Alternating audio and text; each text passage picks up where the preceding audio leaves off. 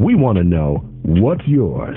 This is Everybody's Got Opinions with Keith D. Williams, former Wayne County Commissioner and political consultant Skip Mungo.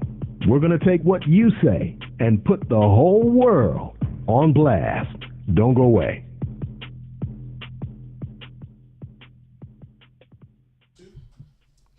Good morning to our new listening audience. Today we are debuting Everybody Has an Opinion. I'm Keith Williams. I'm a former Wayne County Commissioner. My friend Skip Mongo, how you doing this morning, my brother? I'm always good when I'm in your presence. Well, we're going to talk a little stuff today, man. You and I have a history of winning, right? Yes. So this is going to be a winner. That's We're debuting our show. Folks, we all know we have prophets in the streets, and everybody's got opinion. We want you to call in after you hear us discuss a few topics. You can call in at 313-379-3701. So, Skip, you know, me and you've been in Detroit politics for a while. You helped me get elected when I was county commissioner. I want to go back down memory lane and how did black politics happen in Detroit? And why did it happen? And who made it possible to bring black folks into the sphere of politics in Detroit? And how did we ultimately lose it? Yes, we're going to talk about that too. So how we gained, I think, what we can talk about is how we gained political control over the city of Detroit. Well, what I want to say, I learned let me go back in down memory lane. I'm 67 years old. I'm 57. Yeah, so, but we still we were like brothers in politics. That's right. And we love each other. That's right. The thing is, when I was a kid, all I remember was after the 67 riots. I always heard my father talking about what Roosevelt did. But I heard my father with pain and anguish talking about what happened in Black Bottom, okay? Yeah. When we didn't have no political power. All we had was churches, and we didn't own anything. We was renters, and just imagine somebody come in your neighborhood with a bulldozer and displace everything that you have. So I heard him talk about that. Then I saw the '67 riot, which I was a little mannish at the time. You know, for black folks, they mannish back in the days. I was told not to follow my brother. My brother Kenny, God bless his soul, he was wayward. I went left, he went right. Okay. But as a younger brother, you impressionable. I was impressionable. My brother was handsome, nice looking guy. Right. Man, I had all the women until my father said enough is enough. They sent him to the Marines, and he went to the Marines and caused havoc in the Marines. Okay. So, but I followed him, and I saw the looting and all that other stuff, and so I got in trouble a little bit, and so my mother had to spank me. You know, I got slapped. Say, I told you not to follow Kenny, but I did it anyway. So I heard about Jerome P. Kavanaugh. But hold on, you grew up not too far from where the riots. Yes. Yeah. Well, I grew up. Now let me just say it was interesting. My sister grew up on 12th. My sister lived on 12th Street. What the epicenter? At the epicenter of the riots. And she lived on 12th Street in Blaine, and those apartment buildings. Right she there. was right in the middle of it. Pink Reed from Claremont to West Grand Boulevard. My sister was all in the mix. Yeah. My father, the next day, we had to go get my sister. She was married to a guy. God bless his soul, but he was a terrible individual. My nephew was born on 12th Street during the riots. Really? Yes. Wow. And my niece was already born. So I saw that. I saw the place was up in flames. But you didn't see black politicians. You saw John Conyers, because remember John Conyers came and sat on the car? Yeah, but what was interesting about that is, yeah, that's a famous shot. John Conyers, right. Young John Conyers. Mm-hmm. He was just elected 3 years prior, right, to the '67 riot. This was our first black United States Congress. No, Charles Diggs. I apologize. No, was it Charles Diggs? Charles Diggs. Okay, Conyers was elected in '64. You may be right. We'll do some fact checking. We do some fact checking. So it was a movement that put Conyers in office. Yes. See, The silent black majority. Yes, I'm gonna go back a little ways, and I'm gonna come back up to 67. So prior to Conyers holding that seat, you know who held that seat? Dingle. Yeah. Yes. The population of the city of Detroit started changing. So they seen that still playing the same games today. They seen that Dingle couldn't win. That if a strong black person challenged him, because that whole district had turned, it was a majority black. So they rewrote the districts, put Dingle further out down, where they still hold a seat to this day. Prior to Dingle holding that seat, his father held that seat. Yeah. So Conyers used to work for the old man. Then he worked for Dingle.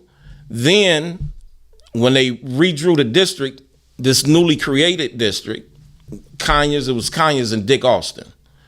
And Conyers won by double digits, and he was elected. So fast forward 3 years later, here's this newly elected first black congressman in the city of Detroit, or one of the first. Has this idea. He rides down to the riots. In the middle of the riots, he gets up on the car with the bullhorn, trying to quash it. Right. They started throwing rocks and bricks at him. Yes. And it goes back to a story I heard a long time ago with Jerome Kavanaugh. They said Jerome Kavanaugh They say he was decent. Yeah, he was a decent, right, exactly. Conrad Mallett's father worked for Jerome P. Kavanaugh. Well, let me tell you this. So I didn't know that. Yes. But they say, the riots in Detroit were in 67. Prior to that, you had the Newark, Watts. They were burning the country down all around us. This was one of Kavanaugh's concerns, that the trouble that was going on in other parts of the country was spread to the city of Detroit. Detroit at the time, what people don't know, Detroit was at this time or shortly before this, the richest city in the world. Not the United States of America, but the richest city in the world. Detroit is the birthplace of the middle class. Not just the black middle class, but the middle class. But in turn, blacks enjoyed a lot of this wealth too, and which caused a lot of these segregated neighborhoods to become integrated. So when blacks were moving across Woodward Avenue, because prior to the 40s, blacks, they had these restricted covenants in these neighborhoods where blacks couldn't move west of Woodward Avenue. So when blacks started integrating other parts of the cities, white folks started to run. They started to run further and further west, then northwest, until finally they ended up across 8 Mile Road. But prior to that, again, you had a lot of black wealth in the city. So Jerome Kavanaugh's black kitchen cabinet told him that they had no need for concern, that these riots, the Negroes here are happy, that these riots would never come to the city of Detroit. But what they failed to realize, they were talking to just that, happy Negroes. They wasn't talking to the masses of the people. Yeah. And it wasn't all about wealth at the time. It was about police brutality. Yes. And I heard that when the smoke was bellowing up from the city that had just burnt down, the last day of the riots, they said that Jerome Kavanaugh was walking through the streets and he gave an interview to someone and he talked about how shocked he was, and someone said that privately he said he was listening to the wrong Negroes. And I think we have a faction of that's going around right now today. What you think, Keith? Yeah, even back in, I just pulled up an article and it says, African American Detroit in the election of Jerry Kavanaugh. Black folks played an integral part to catapulting them to the mayor's office. And so, when you look at it, black folks has always been an integral part, but we never closed the poverty gap under. Malcolm X said best in his famous speech, The Ballad of the Bullet. He said, you all talking about black folks. So said you put them first and they put you last. Yes. So in our next segment of Everybody's Got Opinion, we're going to fast forward to the leadership of the early 60s, from the Shrine to Malcolm X, to all the titular heads that thought they were somebody that had the power base during that time. But, I just think about it. As a kid, I didn't know who was. All I knew was about John Conyers. I didn't know about Buddy Battles. I didn't know about all those other folks. And so I didn't vote for the first time until 1976 when I was at Eastern Michigan. I voted for Jimmy Carter.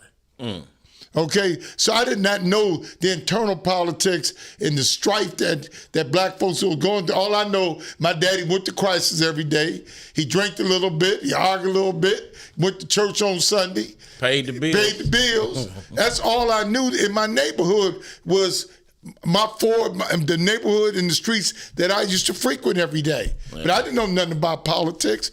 And so now, all I can do is hear the stories when I was when I was a volunteer with Mildred Stallings. Remember Mildred? Yeah. Mildred goes back in those days. That's Tom Shannon. Shannon's mother. Right. And then she was the chairperson. I grew up in the church with her. Yes. Lomax.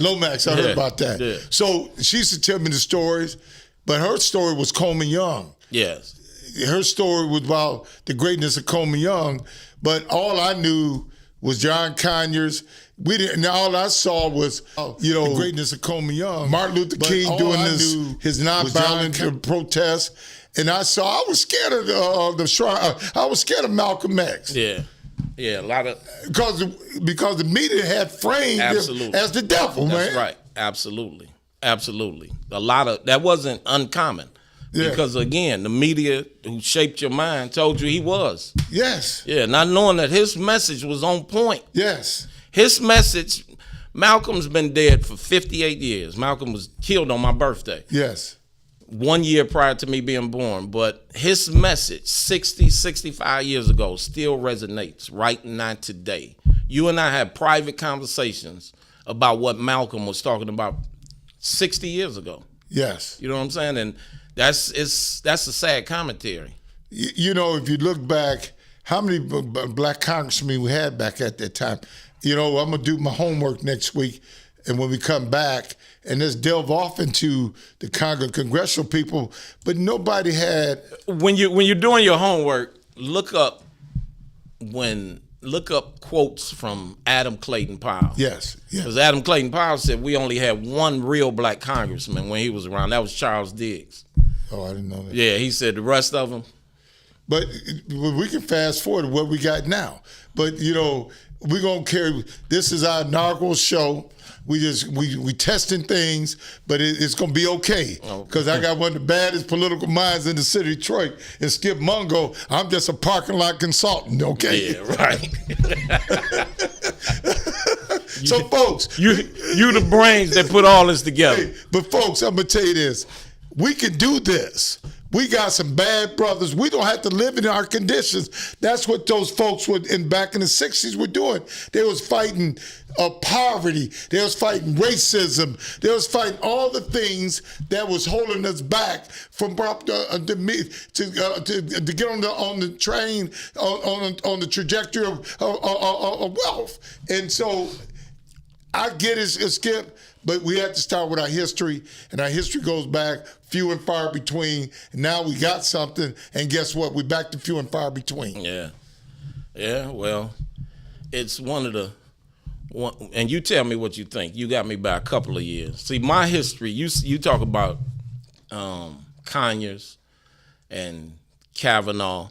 I go back. My earliest memories, are of Coleman Young. Yes. That's my memory. Yeah. He's the one. I knew we had black congressmen. I knew we had John Conyers. We had Crockett. We had the state senators. You had Basil Brown. Oh yeah, but you go way back. Charles Diggs. His old man was a state senator right. too. And guess what happened to him? Same thing happened to the son. Same jail. Exact thing. That's right. Yeah. For taking a bribe.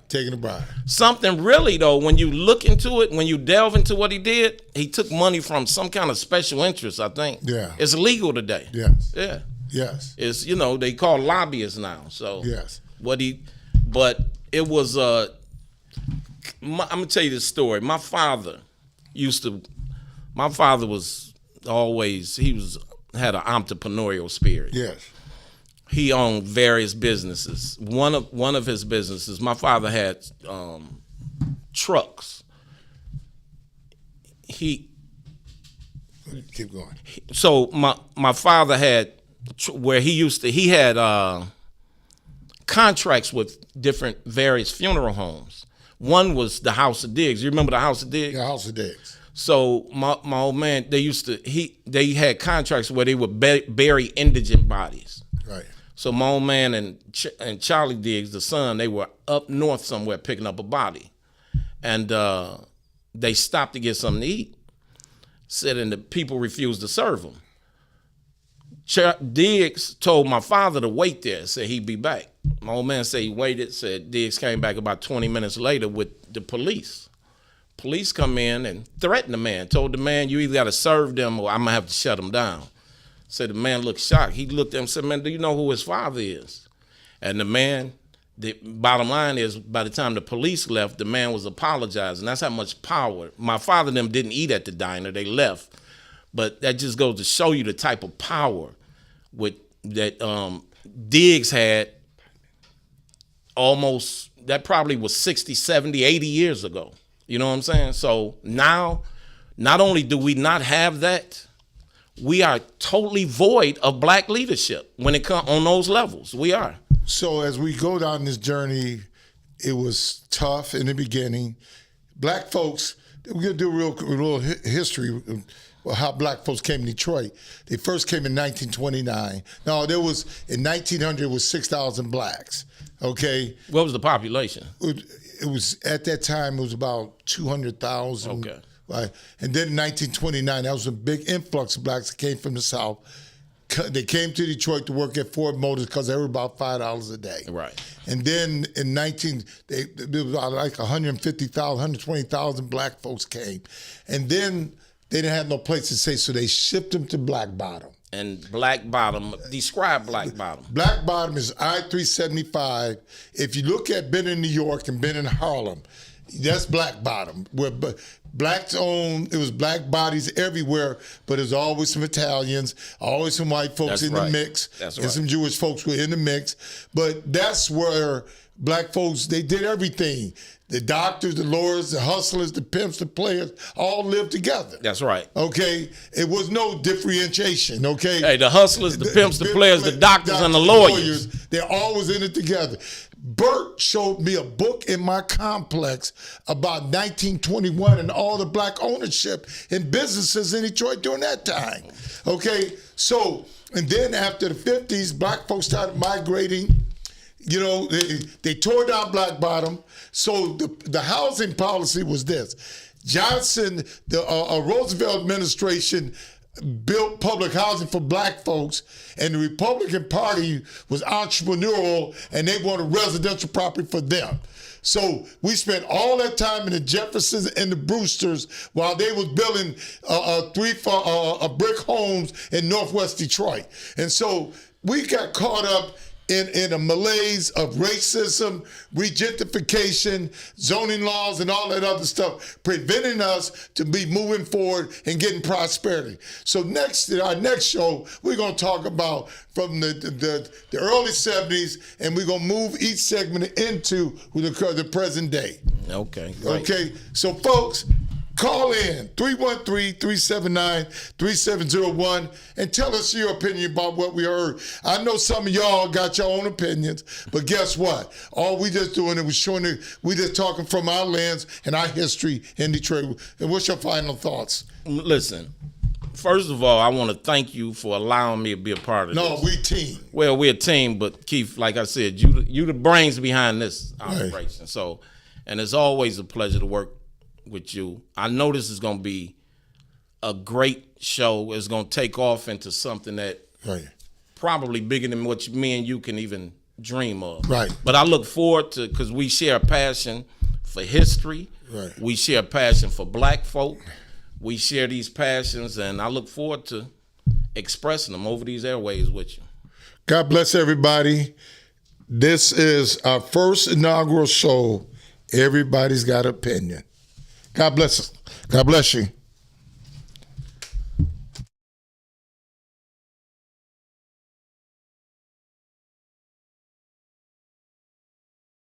Everybody's got opinions. We want to know what's yours. This is Everybody's Got Opinions with Keith D. Williams, former Wayne County Commissioner and political consultant Skip Mungo. We're going to take what you say and put the whole world on blast. Don't go away.